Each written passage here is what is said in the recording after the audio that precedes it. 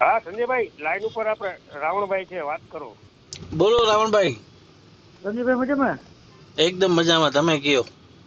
બસ બસ. આપણે ઓલું ચંદુ વાળો કેસ છે હા. તો એ તો અનુબાપુના કહેવાથી લઈ રહ્યા છે ને ભાઈ તમે? નહીં દિનેશભાઈ ના કહેવાથી, અનુ બાપુ ના કહેવાથી નહીં. અરે આપણે ઓફિસે બેઠા હતા, ફર્સ્ટ તમે ફોન કર્યો.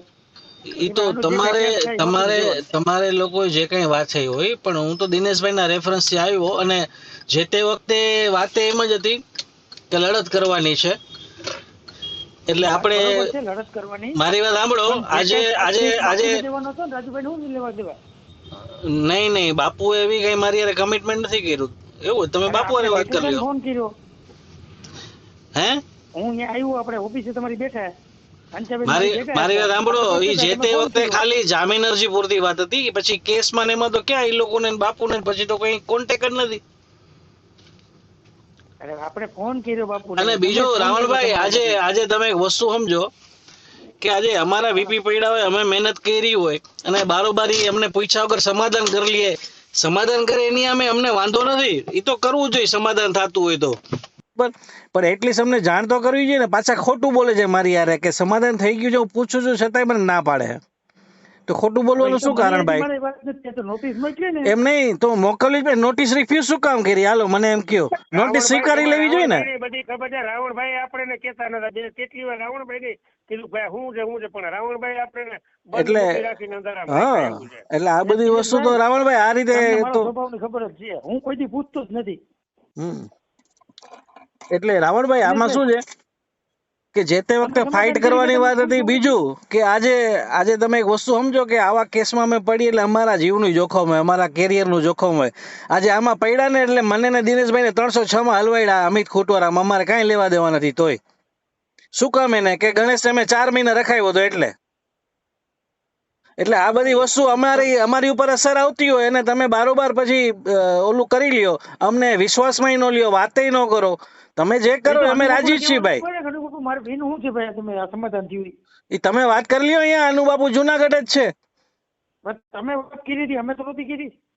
મારી વાત સાંભળો. એ ત્યારે ખાલી જામીન અરજી પૂરતી જ વાત હતી, પછી કઈ કેસ બાબતની કઈ વાત નથી. દિનેશભાઈ, હું એવો ચોખ્ખો માણસ છું ભાઈ સંજયભાઈ, હા.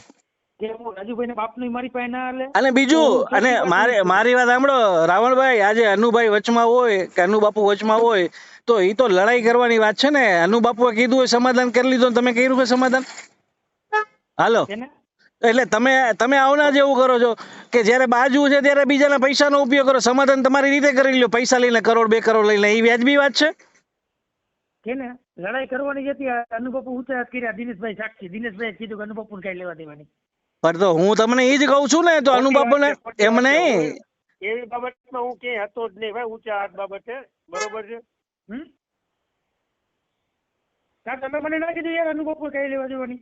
પણ સરકારની સામે લડવા નીકળો તો એ તો એને જાહેરમાં કીધું કે જયંતની સામે લડવું હોય તો ભેગમાં તમને મદદ કરીશ. સરકારની સામે લડવા નીકળો તો હું તમને મદદ નહીં કરું, પણ તમે સરકારની સામે લડવા નીકળી ગયા તો અનુભાઈ તો નીકળી જ જાય ને એમાંથી. પણ લઈ કોણ કીધું? કોણ લઈ ગયું ભાઈ? તો પછી અનુબાપુનું કયું કરવું જોઈએ ને. પણ અનુબાપુએ જ કરાવ્યું. તમને કહું તો ખરી કે અનુબાપુએ જ દેવદાનને કીધું કે રાજુભાઈ કે આવા શબ્દ બોલે. ભાઈ હવે એ આપણા વચ્ચેની વાત નથી એટલે હું તો ન કહી શકું એમાં કાંઈ. પણ તો તમને એવું કહું એટલે હું સ્પષ્ટતાથી કહું છું. મારે કોઈને કાંઈ આપણે કોઈ 5 રૂપિયા લેવા દિનેશભાઈ.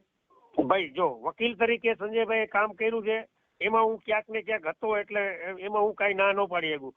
કારણ કે જયારે જામીન અરજી થઈ ને ત્યારે સંજય હતો, રાજુભાઈ હતા, હું હતું, અને રાજુભાઈ ને ત્યારે જોરમાં હતા. વાવ થાબડીને કહેતા હતા કે લડી લેવું છે, તમે ચિંતા નહીં કરતા. સંજયભાઈને કહેજો કે આપણે ગમે એમ કરીને આની સામે લડી લેવું છે, એ બીની ચિંતા કરતા નહીં. એ મારી હાજરીમાં વાત થઈ હતી, મને ખબર.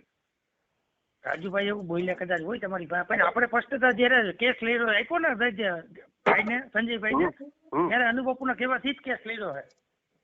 ઠીક છે. હવે અમારે વાત થઈ હોય તમે જાણો. સાંભળો, હવે આમાં અનુબાપુ ફી આપે તો વાંધો નહીં, રાજુભાઈ આપે તો વાંધો નહીં, સંજયભાઈ તો એની ફી થી મતલબ છે ને. બીજું શું? મહત્વ એ જ કહું છું ને, તો ફી આપણે અનુબાપુ પાસે લેવાની છે, સમજી ગયા? હા તો તમે લેવડાવી દો, બીજું શું હોય. હવે એ સંજયભાઈ વાત કરી, મેં નથી વાત કરી, તો હું લેવડાવી તમે વચ્ચે હોય તો લેવડાવી દો.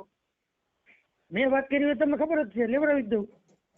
તમે એમ કહો કે ભાઈ હું હતો એમ, તમે હોય તો કન્ફર્મ કરાવી દો. સંજયભાઈ એની ઓફિસે સંજયભાઈ મતલબ છે. બાપુના કહેવાથી જ કેસ ચાલુ કર્યો સંજયભાઈ લડવાનો. હજી મગજમાંથી કાઢી નાખો.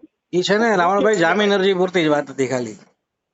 હજી તમે બાપુ જે તે યાદ કરી લ્યો વખતે. સંજયભાઈ, અહીંયા હા. તમારી છોકરી બેઠી હતી, તમે લખ્યું હોય કાગળમાં. મારી વાત સાંભળો કે જે તે વખતે ખાલી જામીન અરજી પૂરતી વાત હતી. બીજું કે અનુ બાપુ માની લ્યો ફી દેતા ગમે દેતા, મારે એની હારે કઈ લેવા દો, તમે ત્યાંથી લેવડાવી દો મને મારી ફી થી મતલબ છે. હાલો, તમે એક બાજુ એમ કહેજો કે અનુ બાપુ હાથ ઊંચા કરી દીધા ને એક બાજુ મને એમ કહેજો કે અનુ બાપુ પાસેથી ફી લઈ લ્યો એમ.